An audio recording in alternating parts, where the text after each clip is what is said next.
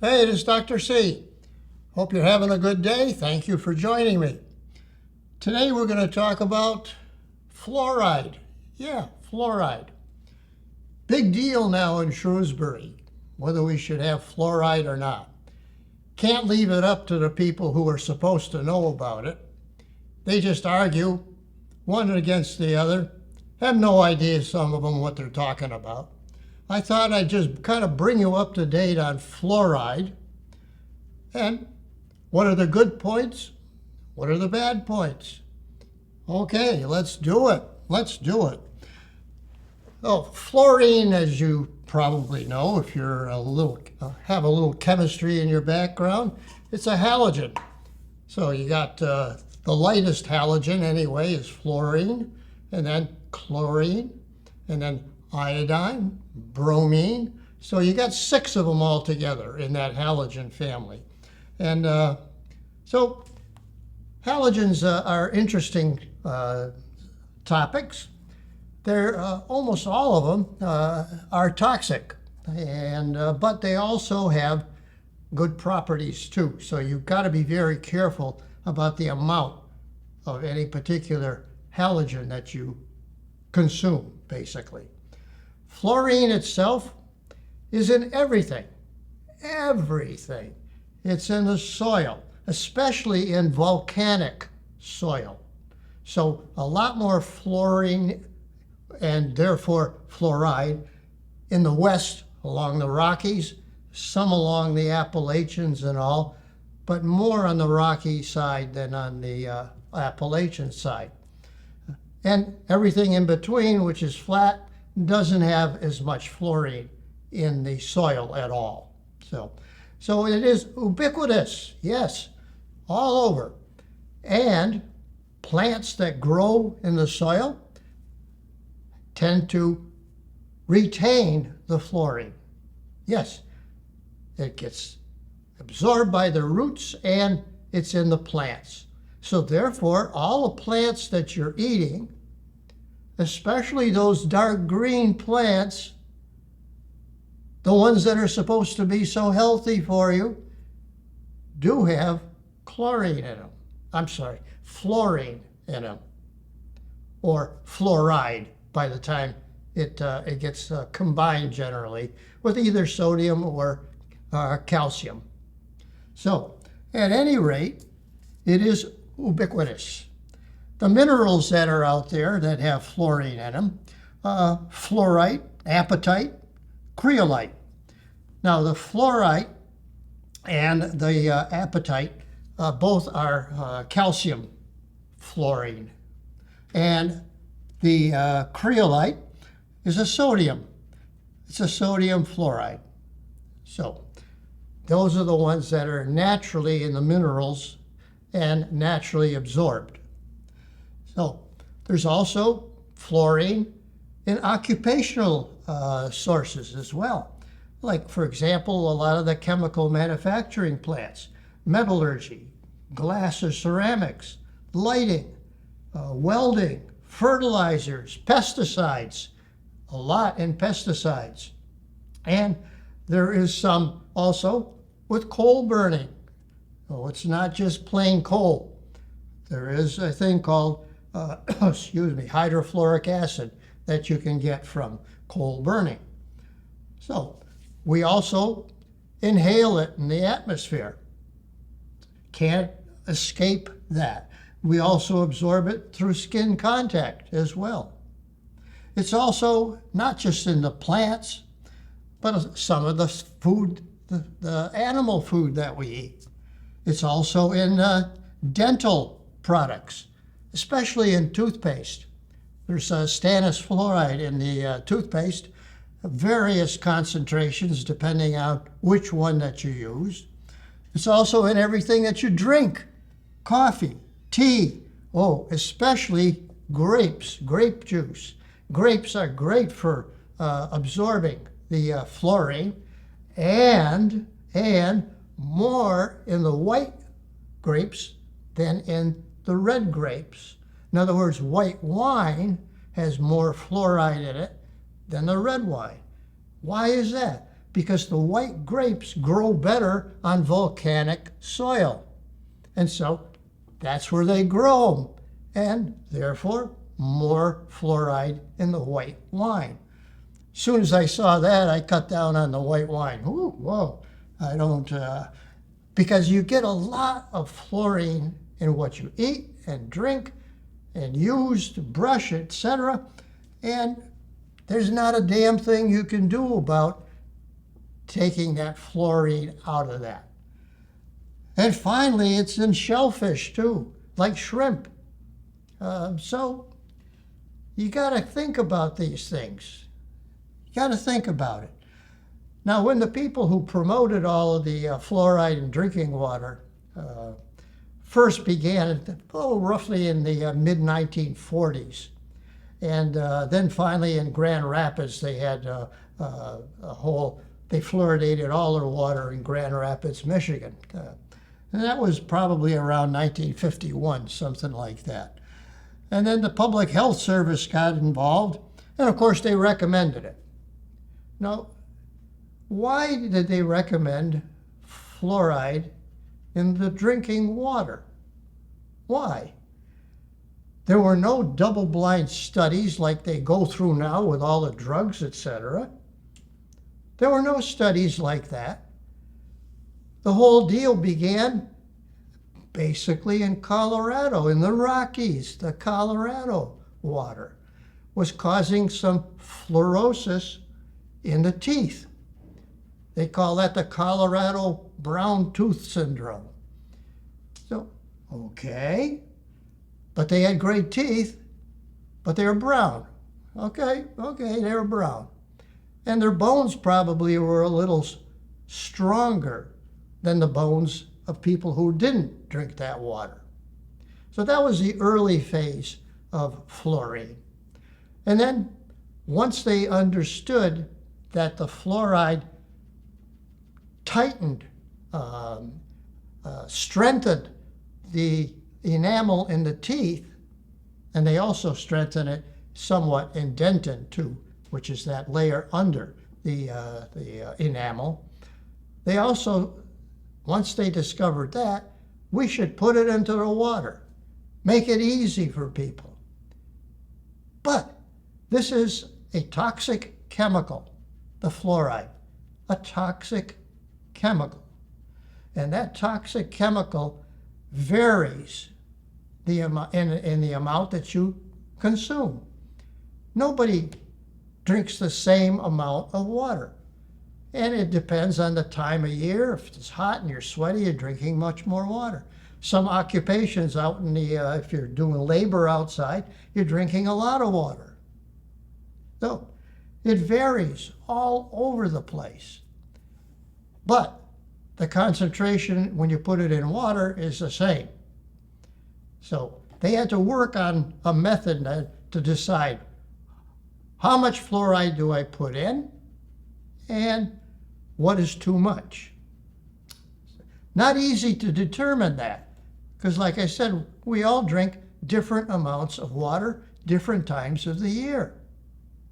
So knowing that, and knowing that every little bit of that fluoride that you take in accumulates. So it's a cumulative effect. A little bit here, a little there, a little there, a little, it builds up. And so you need to be aware of that. You need to be. Okay. What sort of fluoride do they put into the water? Well, there's 3 different kinds that are used.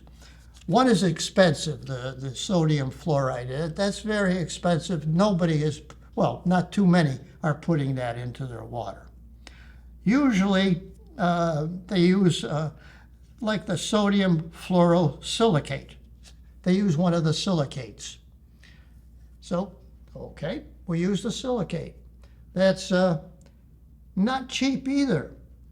It's only produced in certain countries, so that is an issue as well. In fact, there was an issue in Shrewsbury back in the, I guess, early 1920s.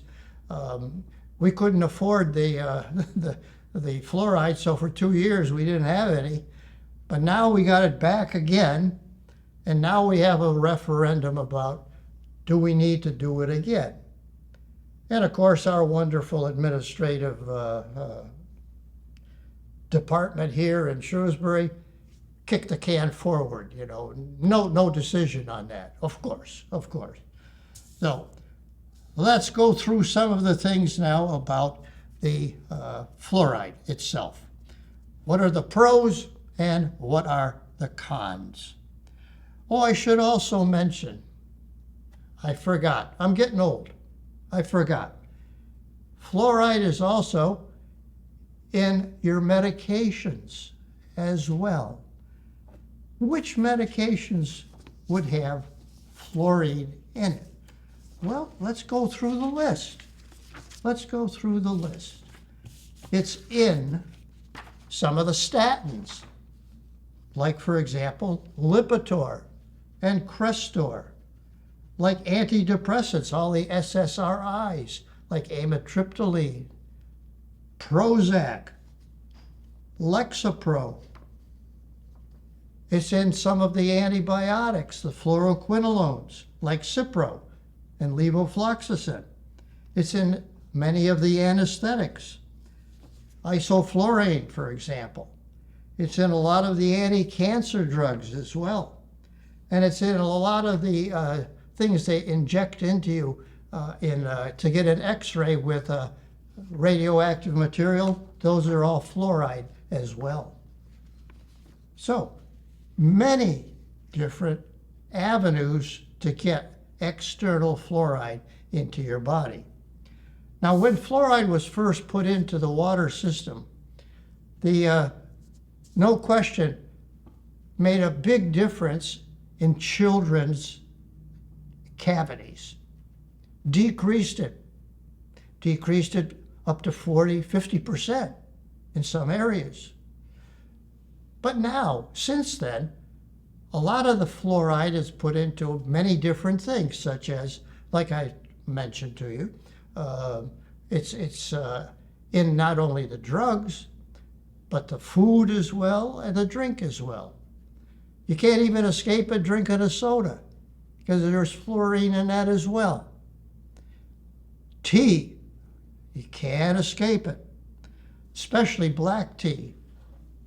Okay, well, you can't escape it somehow because the herbal teas don't have much fluoride. Thank God. Okay, so let's look at the positive aspect is that the fluoride gets into the enamel of the children's teeth, the decidual teeth. So it helps the kids between age 1 and, say, 6 to 8, till they finally develop all their teeth and they get their permanent teeth. After that age, doesn't really help a heck of a lot. Yes, it does help a little, but not a lot. And there's loads of different ways now to get your chlorine or your fluoride outside of putting it into the water. In fact, that bit in the water should give you pretty close to the maximum amount you really need. Got to think about that. So that's the only positive thing about having fluoride in the water. Teeth. Okay. Are there any major problems? The pros and the cons. What are the cons? Well, I do have a major list of all the cons. Number one, and probably the most important of all of them, informed consent.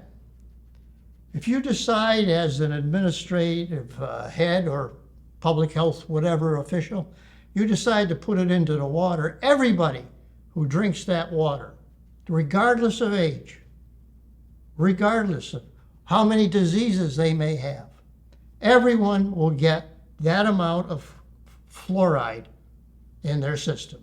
Not just the kids, everybody. Now, has everybody given informed consent? This is potentially a toxic substance. No, there's no damn informed consent because most people don't realize the dangers of fluoride. And unfortunately, it may be that even your damn public health people don't even know all of the dangers of fluoride or all these things that are in it externally. Okay, so number one, no informed consent. Number two, the stuff they put into the water, that's put for in the reservoirs or wherever they're going to put it, wherever they're going to add it, is not industrial. It's not the best, the cleanest, the best industrial grade fluoride. It's basically waste. It's waste from some of the other manufacturers that have the fluoride, and they dry it, put it into the damn water. Okay, so that's number two. Number three, topical. Topical fluoride is much better at strengthening the teeth and the bones than systemic water-containing fluoride. No question about that now. There have been multiple studies that have shown the benefit of topical. Put it on the teeth. Now the dentists are using a varnish-like substance to put it on the teeth. Some of the dentists only do it up to a certain age. Like, I think my dentist does it up to age 18, something like that. Okay, that's fine. You have to watch those things. So that's number three. Topical, much better than systemic. Number four, there are some problems as well with the brain. Now there's over 100 studies. Yes, they're not double-blind studies. Okay. And a lot of them are done in animals. Okay. But multiple, over 100 studies now that have shown a decrease in IQ and earlier dementia. Now, like I said, they're not peer-reviewed, smaller studies, but you can't ignore over 100 studies that show this. You simply can't ignore them. What about this fluorosis then? So that's number four. Number five, what do you do giving fluoride to seniors? Well, yeah, they may only have half their teeth now and they have implants or whatever. And the implants are great because you don't get much plaque on those implants, so you don't have to have your cleanings done as often. Now, that's a good thing. And what is the benefit of fluoride for seniors? Well, are there any benefits? Yes, you're supposed to get better bones. You get a buildup around the cortical tissue. Well, why do they then call it brittle bones? Because there's an increase in fractures. They may look good on an x-ray, but they break easily. So, brittle bones. And listen, seniors have a problem with lower calcium in the bone anyway. A lot of them have osteopenia or osteoporosis and have to take medications to try to increase the calcium in their bones. Okay, so that's number five, brittle bones. Number six, neurotoxicity. Increased number of neuropathies. And again, multiple studies that show that. Again, not peer-reviewed, but can't ignore them. Can't ignore them. Also, there's a thing called a pineal gland. Now that little pineal gland is only the size of a pea in your brain. That gets calcified because it does retain fluorine. Now that basically happens as you age. More and more calcium. Why is the pineal gland important? because it controls sleep. It gives your body some natural melatonin, so you sleep a little bit more controlled. Now, as it calcifies, that melatonin goes down. Okay? Is it related to fluoride? I don't know. But we do know that when you do an analysis of that pineal gland that's calcified, it has a high level, very high level of fluoride in it. So there's certainly an association between the two. So that's number 6. What's number 7? Well, remember halogens. Iodine is also a halogen. And I noticed that there's a lot of people who are labeled as hypothyroid, low thyroid. Is it related possibly to the fact that fluoride is in your body as well? I don't know. But there may be an association there as well. Multiple studies have been done. But again, nothing is totally proving the cons of fluoridation. But just with the 7 things that I gave you versus one thing in a small segment of the population to strengthen teeth, do we really want to fluoridate and give everyone the same dose in the water when everybody is drinking different quantities depending on the time of year? Okay, so a lot of issues here, and some of them I think are very legit. So on seniors, there may be some benefit, because I always talk to the seniors, because this is primarily my thing, talking to the seniors.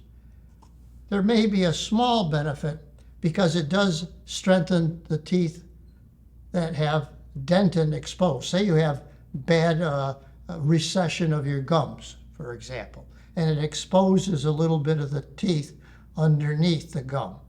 So now it's no longer enamel, it's dentin.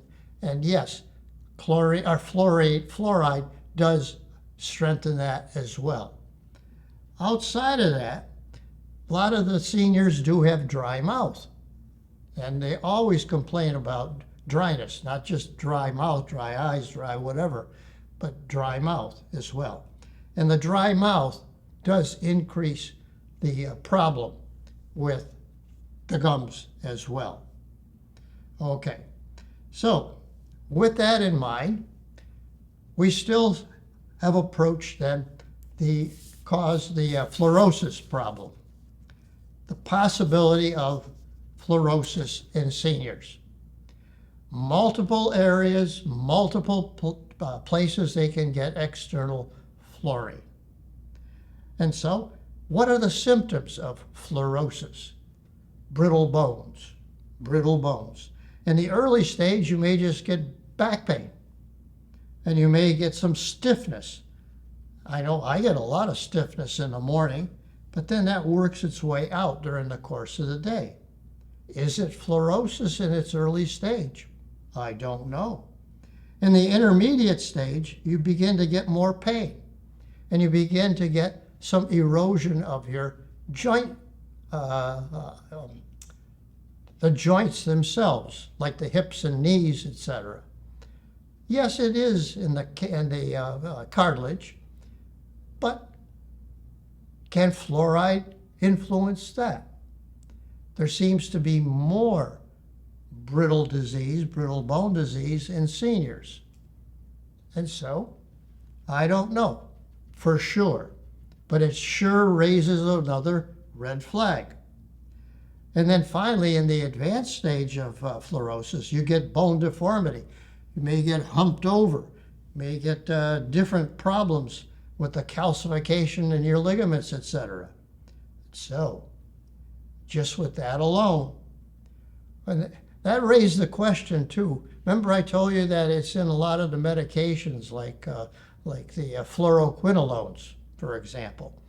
And fluoroquinolone about 10 years ago was noted to be present in people who rupture their tendons, like an Achilles tendon rupture. Is that possibly related to the fluoride? Nobody knows. But again, another red flag.